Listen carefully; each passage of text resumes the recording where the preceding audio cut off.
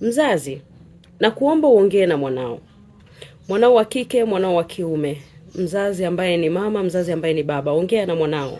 Sauti yako ni muhimu sana kwenye maisha ya huyo mtoto, kuliko sauti zetu sisi ambao tunakuja kukutana naye tayari ameshavunjika, tayari ameshakata tamaa ya maisha akiwa bado mdogo.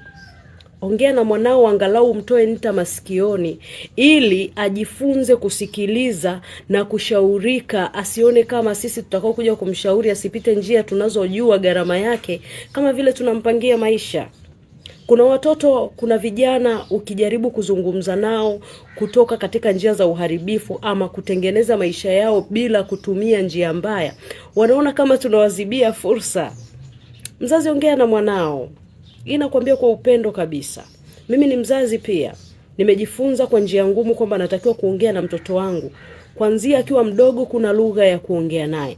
Lakini anapofikia umri wa balehe, semezana naye kila unavyoweza. Mfungulie mambo kila unavyoweza. Mwekee mambo wazi. Watoto wa sasa hivi hawataki mafumbo, mpendwa. Unapomfumbia fumbo, marafiki zake wanamfumbulia, wewe unaonekana muongo mzazi.